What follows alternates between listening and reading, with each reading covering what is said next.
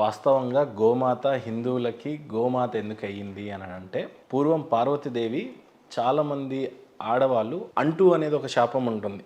Suppose వాళ్ళకి dates వచ్చిన సమయాలు కావాలి, అప్పుడు దేవుడిని ముట్టకూడదు అని అంటారు, అక్కడికి వెళ్ళొద్దు అని అంటారు.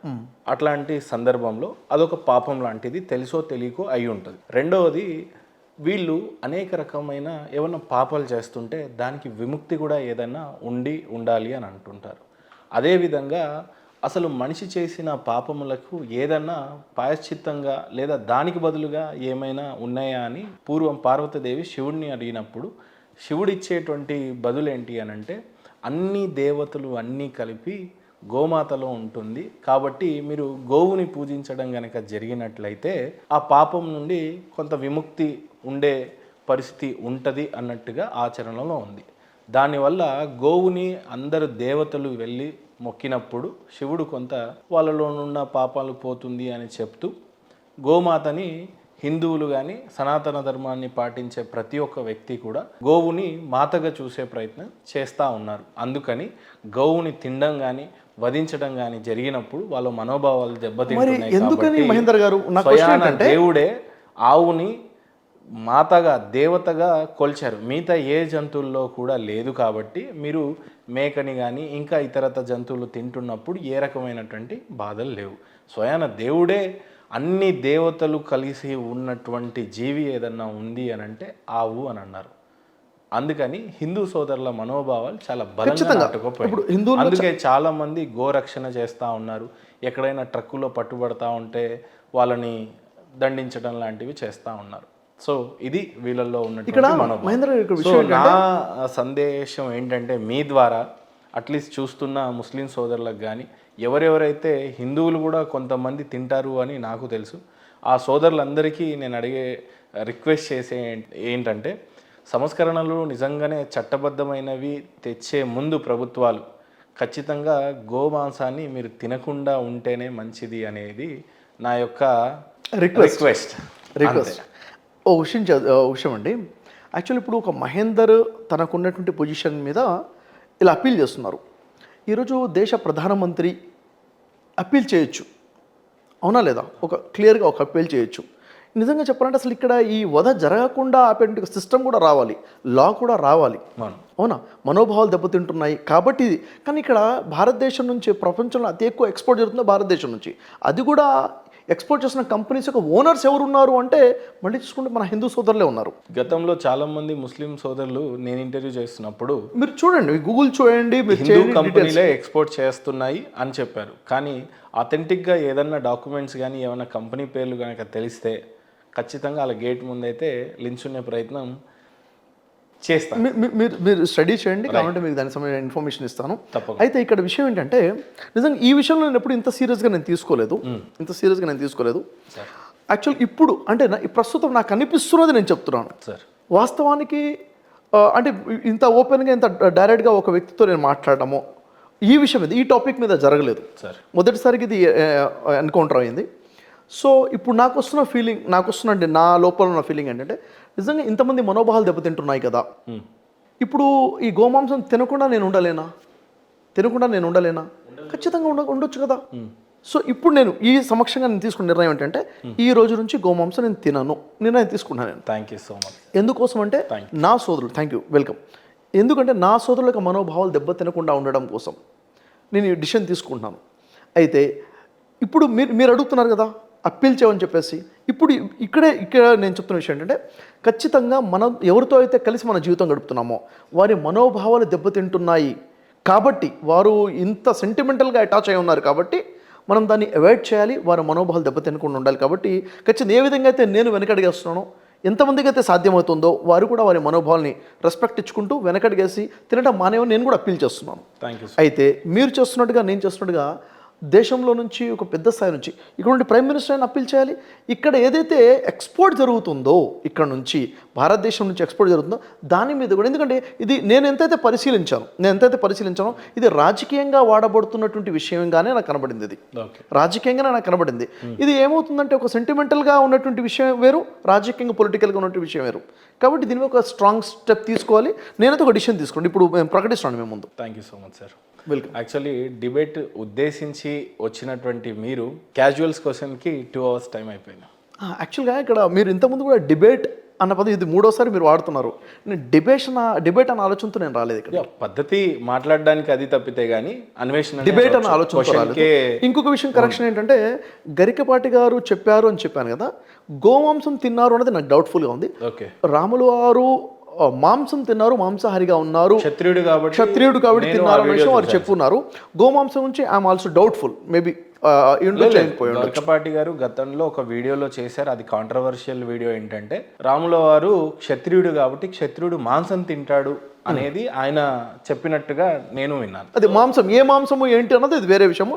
చాలా సందర్భాల్లో కొన్ని ఆర్టికల్స్ చదివినప్పుడు గోమాంసం తిన్నట్టుగా అనేక ఆర్టికల్స్ చూడడము, ఇది పర్మిటెడ్గా ఉంది అన్నట్టుగా చెప్పడము, ఇది కొన్ని ఆర్టికల్స్ చూస్తున్నాను. ఇది ఉన్నప్పుడు మేబీ అయ్యి ఉండొచ్చు, కాకపోయి ఉండొచ్చు. చూడండి సార్, ఇన్ఫర్మేషన్ అనేది ఎప్పటికైనా మనం కరెక్షన్ చేసుకోవచ్చు. రైట్, కరెక్షన్ చేసుకోవచ్చు ఆ విషయం. సార్ యాక్చువల్లీ నేను చేసినటువంటి వీడియో దాని వెనకాల ఉన్నటువంటి ఉద్దేశం చాలా ఖచ్చితంగా చెప్తాను. ఇప్పటికీ చాలామంది ముస్లిం సోదరులకి తప్పుగా అర్థమైంది. జస్ట్ సోదరులకి మాత్రమే, ఆలింలకి, ముఫ్తీర్లకి, దావా పండితులకి, ముస్లిం పండితులకి ఖచ్చితంగా క్లియర్గా అర్థమైంది. వాళ్ళకి అర్థమైనటువంటి విషయం, నేను చెప్పినటువంటి విషయం ఏంటంటే భారతదేశం హిందూ పౌరుడిగా అని ఎందుకు మెన్షన్ చేశాను అని అంటే, భారతదేశం అఖండ భారత్ ఉండాలి అనే ఆకాంక్షించింది ఒక హిందూ మాత్రమే, ఈ దేశంలో ఉన్నటువంటి హిందూ. ముస్లింలు కూడా అనుకోని నుంచే ఇంకా హ్యాపీయే. అయితే గతంలో కాందహార్ అని ఒక దేశం ఉండే సార్, అది ఇప్పుడు పాకిస్తాన్, ఆఫ్ఘనిస్తాన్ సరిహద్దు ప్రాంతాలు. దాన్ని హిందువులు అంటే భారతదేశంలో ఉన్నటువంటి ప్రతి ఒక్కళ్ళు అఖండ భారత్ని కోరుకున్న ప్రతి హిందువు భావించేది ఏంటంటే ఆఫ్ఘనిస్తాన్ వదులుకున్నాం, పాకిస్తాన్ వదులుకున్నాం, మయన్మార్ని వదులుకున్నాం, ఇంకా చెప్పుకుంటూ పోతే నేపాల్ యాక్చువల్లీ ఇక్కడే వదులుకున్నామనే చెప్పవచ్చు. అయితే నా క్వశ్చన్ చాలా సూటిగా ఏంటంటే భారతదేశం అనేక సార్లు చాలా దేశాలని వదులుకుంది. ఆఫ్ఘనిస్తాన్, పాకిస్తాన్, మయన్మార్, ఇట్లా మతం పరంగానే ఇవన్నీ విభజన చెందబడ్డాయి. అయితే దేశం ఇన్ని ముక్కలుగా అయిపోయింది. అయితే రానున్న రోజుల్లో ఒక హైదరాబాద్ కూడా ఇస్లాంగా మారిపోతుందేమో రానున్న రోజుల్లో జనాభా ప్రకారంగా. ఎందుకు, వాళ్ళ ఖురాన్లో ఈ రకంగా బోధింపబడ్డది కాబట్టి మేబీ వాళ్ళు మాకు సపరేట్గా కావాలి, పరిశుద్ధులంతా ఒక చోటు ఉండాలి అని చెప్పి పాకిస్తాన్ నినాదం ఏ రకంగా అయితే జరిగిందో అలా ఉండవచ్చునేమో. వెస్ట్ బెంగాల్ ఇంకో 30-40 సంవత్సరాలు అది కూడా ఒక దేశంగా ఏర్పడవచ్చు. కేరళ కూడా ఇంకో 10-20 సంవత్సరాల్లో ఇంకో దేశంగా ఏర్పడవచ్చునేమో. ఎందుకంటే వాళ్ళ సైన్యము చాలా తక్కువగా ఉన్నందున హిందూ ముస్లిం బాయ్ అని చెప్పండి, ఎప్పుడైతే సైన్యం కనుక కూడినప్పుడు వాళ్ళ మీద దాడి చేయండి అన్నట్టుగా నేను అర్థం చేసుకున్నటువంటి కొన్ని క్వశ్చన్స్ వల్ల దేశాలు విడిపోయినాయి అనిపించింది. అదేవిధంగా చాలాసార్లు ఒకసారి మతం మారిన తర్వాత పేర్లు ఎందుకు మార్చుకున్నారో తెలియలేదు. వాళ్ళు ఉన్నటువంటి ప్రాంతాన్ని వదిలేసి ఇంకో ప్రాంతానికి వెళ్ళిపోయినట్టుగా చూసాం. అంటే భారతదేశాన్ని వదిలేసి ఆఫ్ఘనిస్తాన్కి వెళ్ళిపోయారు, పాకిస్తాన్కి వెళ్ళిపోయారు. ఇవన్నీ ఈ వాక్యాలకు ఆ వాక్యాలన్నీ డాట్స్ కనెక్ట్ చేస్తున్నట్టుగా అనిపించినప్పుడు వీడియో షూట్ చేయడం జరిగింది. సో నేను చదివినటువంటి వాక్యాల్ని ఒకసారి మళ్ళీ రిపీట్ చేసే ప్రయత్నం చేస్తాను. ఆ తర్వాత ఒక్కొక్కటిగా మీరు చదివేస్తే కొంత సమయం పట్టినా పర్లేదు కానీ, బట్ వాటి మీద అయిపోయిన తర్వాత గ్రంథాలు ఏం చెప్తున్నాయి అనే దాని మీద విశ్లేషణ చేసే ప్రయత్నం చేద్దాం. 4వ సూర 144వ ఆయత్, 3వ సూర 28వ ఆయత్, 5వ సూర 51వ ఆయత్, 8వ సూర 72వ ఆయత్, 9వ సూర 28వ ఆయత్, 2వ సూర 256వ ఆయత్, 18వ సూర 29వ ఆయత్, 9వ సూర 29వ ఆయత్, 3వ సూర 19వ ఆయత్, 3వ సూర 85వ ఆయత్, 9వ సూర 5వ ఆయత్. అయితే ఇవి అన్ని కలిపి ఒక 10-15 ఉండొచ్చు సార్, కానీ 100 రాశాను నేను. యాక్చువల్లీ 100 వాక్యాలు రాశాను. సో ఇది కేవలము ఖురాన్ని తప్పుపట్టాలనో లేదు మీ మతం ఏదో తప్పు అని చెప్పడానికో నా ఉద్దేశం కాదు. ఇతిహాసాల్లో చూసినట్లయితే చాలా దేశాలు కలిసి ఉన్నప్పటికీ విడిపోయినాయి. నిజంగా ఔరంగజేబు మతం మారినప్పుడు మనిషిని నరికి చంపాడు. ఇప్పుడు రీసెంట్గా చూసినట్లయితే కొందరు తప్పు కొందరు కాదు అని అంటున్నారు. చావా సినిమాలో ఔరంగజేబు ఎలాగైతే శివాజీ మహారాజ్ యొక్క కొడుకుని సంభాజీ మహారాజ్ని మతం మారనంత వరకు జస్ట్ మతం మారితే చాలు ఆయనను వదిలేద్దాము అని అనుకున్నారు. యాక్చువల్గా కళ్ళల్లో పొడవండి, తోలు తీసేయండి బతుకుండంగానే అని అన్నారు. అది ఈ టైంలో వచ్చింది కాబట్టి ఏదో మాట్లాడి ఏదో తీసుకురావాలి అనేది నా ఉద్దేశం కాదు. గతంలో రజాకార్లు కూడా ఏ కాఫీ రొంకో అనే పదాన్ని వాడతారు.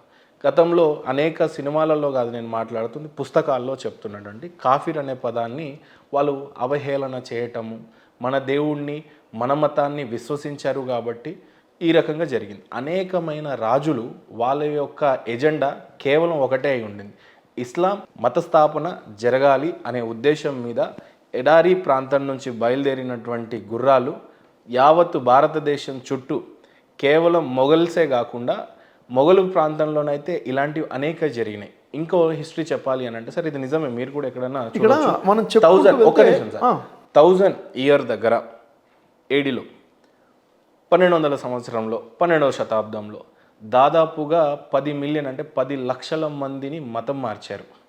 ఆ టైంలో మతం మారకపోతే చంపేసేవాళ్ళు. మొఘల్స్ ఇంకా ఉండుంటే ఖచ్చితంగా ఈ భారతదేశం ఇస్లాం దేశమే అయ్యేది తప్పితే కానీ మొఘల్ దాదాపుగా దేశం పటాన్ని చూస్తే మొత్తంగా ఆక్రమించేశారు. కేవలం మరాఠా సామ్రాజ్యం ఛత్రపతి శివాజీ మహారాజ్ లేకపోయి ఉండుంటే సనాతన ధర్మం ఉండేది కాదేమో, నిజంగా ఉండాలని పాపం అంత మంచి యోధుడిని ఉంచారేమో. అందుకే మధ్యలో ఒక స్టోరీ ఉంటే ఆ ఖడ్గము సాక్షాత్తు అమ్మవారే ఇచ్చారు అనేది ఒక స్టోరీ కూడా ఉంది. సో మొత్తం మీద చూసినట్లయితే కంక్లూడ్ చేయండి. మొత్తం మీద మొన్న 80 సంవత్సరాల క్రితం చరిత్ర చూస్తే రజాకార్లు నిజాం ప్రభుత్వంలో శిస్తు కట్టని ఎడల ట్యాక్స్ పే చేయని ఎడల కాఫీర్లను నరికి చంపారు, మతం మార్చితే వదిలేశారు, బ్రాహ్మణులను వెనక పిలక కోసేయటం, దజ్జన్ని కోసేయటం ఈ రకంగా చేశారని మొన్న రీసెంట్గా చదివిన పుస్తకాలు రిఫరెన్స్ ఇవ్వమని నేను ఇస్తాను. సో ఇదంతా రాజులు అదే చేశారు. ఏది ఇస్లాంని నమ్మినటువంటి ఖురాన్ని నమ్మినటువంటి రాజులు ఎందుకు ఇంత గట్టిగా చెప్పాలి అని అంటే ఇస్లాం సోదరులకు కోపం రావాల్సిన అవసరం లేదు. ఇతిహాసాల్లో జరిగినటువంటిది ఇదే కాబట్టి కేవలము ఖురాన్ని నమ్మి చంపారా కాఫీర్లను లేదా అనే కాంట్రడిక్షన్ను సెకండ్ డౌట్ కూడా అవసరం లేదు సార్. కారణం ఏంటంటే వాళ్ళు ఆలయాలను నిర్మించలేదు, మసీదులను నిర్మించారు. మసీదులను నిర్మించిన వాడికి ఎవడు కాఫీరో తెలుసు, ఆయన ఏ మతాన్ని స్థాపించాలనుకున్నాడో చాలా క్లారిటీగా తెలుసు. సో అది ఎక్కడ ఖురాన్లోనే ఈ కాఫీర్లను నరికి చంపమని ఉందేమో కావచ్చు బహుశా. అందుకే ఈ దేశాలు విచ్ఛిన్నమైనాయి. అందుకే వాళ్ళు ఆ రాజ్యాన్ని స్థాపన చేయడానికి వాళ్లకు ప్రలోభ పెట్టినటువంటి విషయం ఎక్కడి నుంచి ఆ బీజం నాటింపబడవచ్చు. సో గతంలో జరిగినాయి, పూర్వంలో జరిగినాయి, రేపు జరగవచ్చుని ఏమో అనే ఉద్దేశం మీద నేను అడగడం జరిగింది సార్. తప్పైతే క్షమించాలా సోదరులు. తప్పేం లేదు, మీకున్న నాలెడ్జ్ ప్రకారంగా మీరు అడిగారు. నాలెడ్జ్ కూడా కాదు సార్, జస్ట్ ఇన్ఫర్మేషన్. నాకు మీకున్న ఇన్ఫర్మేషన్ బట్టి మీరు అడిగారు. మనకున్న ఇన్ఫర్మేషన్లో ఎంత పర్సంటేజ్ కరెక్ట్, ఎంత పర్సంటేజ్ రాంగ్ అన్నది తెలుసుకోవాలి. ఇప్పుడు యాక్చువల్గా ఏంటంటే ఇక్కడ ఎట్లా పోర్ట్రేట్ చేయడం జరుగుతుంది అంటే, అయితే మనం మీరు మాట్లాడడం అయిపోయిందా? లేదు, చివరిలో అది చెప్దాం సార్. ఫస్ట్ నేను చదివేసినటువంటి ఒక్కసారి అయిపోతే ఇంకా డిస్కషన్లోనే ఉంది, దయచేసి ఇది ఒకటి క్లారిటీ ఇచ్చేసి వెళ్ళిపోదాం. ఇప్పుడు యాక్చువల్గా ఏంటంటే రాజులు యుద్ధాలు చేశారంటే వాళ్ళ రాజ్యాల కోసం చేశారు. హిందూ రాజులు యుద్ధాలు చేశారు, ముస్లిం రాజులు యుద్ధాలు చేశారు. ఔరంగజేబ్ దగ్గర చూసుకున్నట్లయితే అనేక వందల మంది హిందువులే అక్కడ సైనికులుగా ఉన్నారు, అనేక వందల మంది ఆఫీసర్స్గా కూడా ఉన్నారు. మొదటి ఔరంగజేబ్ కట్టినటువంటి టెంపుల్స్ 100కి పైగా టెంపుల్స్ ఉన్నాయి, మీరు హిస్టరీ చూసుకోవచ్చు. అంటే ఒకవేళ ఇక్కడ మొఘల్స్ ఉన్నప్పుడు కాఫీర్లను చంపేయండి అని ఉంటే ఇంకెవరు మిగిలి ఉండకుండా ఉండాల్సింది. దాదాపుగా 600 సంవత్సరాలు వారు పాలించారు, 700 సంవత్సరాలు మారారు కాబట్టి అంటే ఇప్పుడు హిందువులు ఎక్కడి నుంచి వచ్చారు మరి? అందరినీ చంపారు, ఎప్పటి నుంచో ఉన్నారు. కాఫీర్లను చంపారు, అనేక మంది శవాల దిబ్బలుగా మారిన తర్వాత మిగిలిన వారు మతం మార్చుకున్నారు కాబట్టి. మహేందర్ గారు ఇక్కడ ఏంటంటే జరిగిన హిస్టరీ వేరు, ఈరోజు మనం మాట్లాడుకుంటుంది వేరు.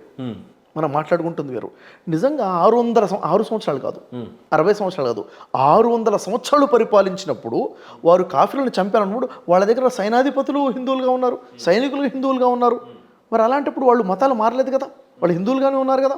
కాదు, ఇక్కడ రాజ్యం కోసం జరిగినటువంటి పోరు ఉంది. నిజంగా మత పిచ్చితోనే ఉంటే ఎందుకని మసీదులు కట్టారు, ఎందుకని టెంపుల్స్ కట్టారు, టెంపుల్స్ కట్టిన ఉన్నారు కదా.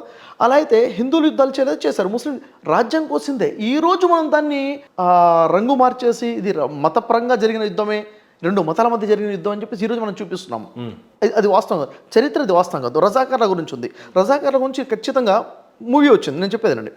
నేను క్లియర్గా యూట్యూబ్లో నేను వీడియో రిలీజ్ చేశాను. వాస్తవికత ఏంది, రజాకార్ల నుంచి గతంలో వచ్చినటువంటి ఒక మూవీ ఉంది, దాంట్లో చూపించినటువంటి మూవీ హిస్టరీ ఏంటిది, ఇప్పుడు చూపించిన హిస్టరీ ఏంటిది. యాక్చువల్గా జరిగింది ఏంటిదంటే ప్రజలు వాళ్ళ హక్కుల కోసం పోరాడారు. హక్కుల కోసం పోరాడిన వాళ్ళు ముస్లిమ్స్ హిందువులు కలిసి ఉన్నారు, చనిపోయిన వాళ్ళ హిందువులు ముస్లింలు కలిసి ఉన్నారు, చంపిన వాళ్ళ హిందువులు ముస్లింలు కలిపి ఉన్నారు. రజాకార్ల సైనికుల్లో రజాకార్ల తరపు నుంచి వాళ్ళు పోరాడింది అక్కడ భూస్వాములు ఎవరు ఉన్నారు, పేర్లతో పాటు చరిత్ర ఉంది, అనేక పుస్తకాలు ఉన్నాయి, ముస్లిమ్స్ ఉన్నారు. కాబట్టి ఇక్కడ ఇప్పుడు ఈరోజు రాజకీయంగా మతాలుగా విడగొట్టేశారు. ఇప్పుడు చావా అని చెప్పేసి మూవీ వచ్చింది, ఆ మూవీలో జరిగింది ఏంటిది, 2 రాజ్యాల మధ్య జరిగిన యుద్ధాన్ని 2 మతాల మధ్య జరిగిన యుద్ధంగా చూపించారు. ఎంత బ్యాడ్ చెప్పండి. నిజంగా ఈరోజు ఒకటి సార్, ఈరోజు నిజంగా ఒక భారత మాత ముద్దుబిడ్డగా మనం ఉంటే, భారతదేశాన్ని ప్రేమించేవారుగా మనం ఉన్నట్లయితే ప్రజల మధ్య ఐక్యత కోసం మాట్లాడాలి, ఐక్యత గురించే చెప్పాలి తప్ప విడగొట్టే ప్రయత్నాలు ఈరోజు చాలా ఘోరంగా జరుగుతున్నాయి. విభజించు పాలించు, ఇది చాణక్య నీతి ప్రకారంగా విభజిస్తేనే మనం పరిపాలించగలుగుతాం అన్న నీతి ప్రకారంగా చేస్తుంటాం, ప్రజలకు అర్థమవుతుంది. అంటే చరిత్రని ఎంతగా మార్చేస్తున్నారు, ఉన్న వాస్తవం ఏంటి చూపిస్తుంది ఏంది, కంప్లీట్గా రిలీజన్ అనే రంగు పూల్చేసి చూపించడం జరుగుతుంది. అయితే ఇప్పుడు మీరు వీడియోలో అడిగారు, కొన్ని ప్రశ్నలు అడిగారు, ఖురాన్ ప్రకారంగా ఖురాన్ ఇది బోధిస్తుంది అని చెప్పేసి. యాక్చువల్గా ఖురాన్ని ఆ వాక్యాలని సరిగా అర్థం చేసుకోకపోవడం వల్ల మీకు అలా అనిపించిందని నేను చెప్తాను. వాటికి సమాధానం చెప్పాలని ఆలోచనతో నేను ఇక్కడికి వచ్చాను. మీరు ఒక్కొక్క వాక్యం చెప్పండి, దానికి యాక్చువల్గా మీనింగ్ ఏంటో చూద్దాం. 4వ సూర 144వ ఆయత్. విశ్వసించిన ప్రజలారా, విశ్వసించిన ప్రజల విశ్వాసులను కాదని అవిశ్వాసులను మీ మిత్రులుగా చేసుకోకండి. ఓకే, ఇది వాక్యము. అయితే యాక్చువల్గా విషయం ఏంటంటే ఇక్కడ పూర్తిగా చదివేయండి. విశ్వసించిన ప్రజలారా, విశ్వాసులను కాదని అవిశ్వాసులను మీ మిత్రులుగా చేసుకోకండి. మీరు మీకే వ్యతిరేకంగా అల్లాహకు స్పష్టమైన సాక్ష్యం ఇవ్వదలుచుకున్నారా? బాగా తెలుసుకోండి, కపటులు నరకంలో అట్టడుగు ప్రదేశంలో పోతారు. అయిపోయింది వాక్యం అక్కడికి. విశ్వసించిన వారు అవిశ్వాసులతో ఫ్రెండ్షిప్ చేయకూడదు. అవిశ్వాసులు అంటే ఎవరు సార్? యాక్చువల్గా ఈ ఖురాన్లో ఈ విధంగా లేదు సార్, ఇది ఖురాన్ ట్రాన్స్లేషన్ తప్పు. అది ఓకే, ట్రాన్స్లేషన్ తప్పు. విశ్వసించిన ప్రజలారా, ఖురాన్ ధర్మ గ్రంథమే కదా సార్? గ్రంథమే కదా. ఖురాన్ అంటే ఒరిజినల్దే కదా, నా చేతిలో ఉంది. ఖురాన్లో ఉన్నది అదే మీ చేతిలో, మీది మాది ఒకటే ఖురాన్. ఓకే. అయితే అరబ్బీలో అక్కడ అవిశ్వాసులను మిత్రులుగా చేసుకోకండి అని లేదు. ఏముంది అక్కడ? కాఫిరీన్ అన్న పదం ఉంది. ఓకే, కాఫిరీన్ అంటే అవిశ్వాసులు కాదు, కాఫిరీన్ అంటే తిరస్కారులు, తిరస్కరించిన వారు. అదే అల్లాని విశ్వసించని వారు ఎవరైనా సరే, విశ్వసించని వారు వేరు, తిరస్కరించిన వారు వేరు. అంటే తెలిసిన తర్వాత కూడా తిరస్కరించిన వాళ్ళు ఎవరైనా ఆయన సంతతే కదా సార్? లేదు, ఇక్కడ క్లారిటీ ఏంటంటే విషయము, దేవుడు కొంతమందినే సృష్టించి మీరు మాత్రమే నా ప్రజలు, మిగతా వాళ్ళు నాది కాదు అనే కాన్సెప్టే కదా సార్? కాదు, మనుషులందరూ కూడా దేవుడికి సంబంధించిన వాళ్ళే కదా. మరి అయితే నేను చెప్తుంది మీకు అర్థమవుతుందా? ఏమర్థమైంది చెప్పండి. అక్కడ మీరేం చెప్తున్నారంటే అరబిక్ లో ఈ రకంగా ఉంది, ఎలా ఉంది? అరబీలో ఏముంది? అక్కడ కాఫిర్లని ఏదో మీరు అనే ప్రయత్నం చేస్తున్నారు. కాఫిరిన్ తిరస్కరించిన వారితో. తిరస్కరించిన వారు ఎవరంటే తెలిసిన తర్వాత తిరస్కరించిన వాళ్ళు. అయితే ఇక్కడ తిరస్కారులుని మిత్రులుగా చేసుకోకుండా ఉండాలి. అవిశ్వాసులు అని రాశారు, అదొకటి రాంగ్. ఇంకొకటి కాఫిరీన్ అని కూడా లేదు అక్కడ అరబీలో, అల్ కాఫిరీన్ అని ఉంది. అల్ కాఫిరీన్ అంటే ఆ తిరస్కారులతో, తిరస్కారులు అందరూ కాదు, ఆ తిరస్కారుల నుంచి ఆ తిరస్కారులు. అంటే సూటిగా నా ప్రశ్న ఏంటంటే సార్, తెలుగు ఖురాన్ లో ప్రింటింగ్ గానీ ట్రాన్స్లేషన్ గానీ తప్పుంది అని మీరు అంటున్నారు. తప్పుంది వాస్తవం. అది ఇప్పుడు నేను తప్పుగా చదవడంలో ఇంకా అర్థం ఏముంది? మరి ఎలా నేను నిజమైన గ్రంథాన్ని చదవాలి? ట్రాన్స్లేషన్ తప్పుగా ఉంది అక్కడ. యాక్చువల్గా విషయం ఏంటంటే అల్ కాఫిరీన్ తిరస్కారులే కాదు, ఆ తిరస్కారులు. ఏ తిరస్కారులు అనేది మనం తెలుసుకోవాలి. ఓ విశ్వాసులారా, మీరు ఆ తిరస్కారులతో స్నేహం చేయబాకండి అని ఉంది. ఏ తిరస్కారులు అనేది కాంటెస్ట్లోకి వెళ్తే తెలుస్తుంది. కాబట్టి ఇప్పుడు విశ్వసించిన వాడు, నేను విశ్వాసిని అనుకోండి, మీతో స్నేహం చేయకూడదా? ఇప్పుడు ట్రాన్స్లేషన్ తప్పు. నేను చెప్పేది కొత్త పర్సన్ ఏ రకంగా దివ్య ఖురాన్ని తెలుసుకోవాలి మరి? అప్పుడు యాక్చువల్గా ఇక్కడ అవిశ్వాసులు చాలా జరగాల్సి ఉందేమో మరి. తెలుగు సంస్కరణ జరగాలి, చాలా సంస్కరణ జరగాలి. అలానే చెప్తాను. అయి ఉండొచ్చు. తదుపరి అల్ కాఫిరీన్ అది ఎవరు? అల్ కాఫిరీన్ అంటే ఎవరి గురించి చెప్పడం జరుగుతుంది అన్నది కూడా నేను మీకు క్లారిటీ ఇస్తాను. చెప్పండి, మిగిలిన వాక్యాలు చెప్తారు కదా, ఆ తర్వాత చెప్తాను. తర్వాత 3వ సూర 28వ ఆయత్. సూర ఆల్ ఇమ్రాన్లో 28. విశ్వాసులు తోటి విశ్వాసులను కాదని అవిశ్వాసులను తమ మిత్రులుగా, తమ సహచరులుగా, తమ సహాయకులుగా ఎంత మాత్రం చేసుకోకూడదు. ఇక్కడ కూడా ట్రాన్స్లేషన్ సేమ్, అవిశ్వాసులతో అని రాశారు. అరబీలో ఉంచండి, అల్ కాఫిరీన్ అని ఉంది. తిరస్కారులు, అది కూడా అల్, ఆ తిరస్కారులతో. క్లియర్గా కొంతమంది ఉన్నారు ఆ తిరస్కారులు. ఎవరు అంటే ఆ తిరస్కారులు కాంటెస్ట్లోకి వెళ్తే తెలుస్తుంది, మీకు క్లారిటీ ఇస్తాను నేను మీకు.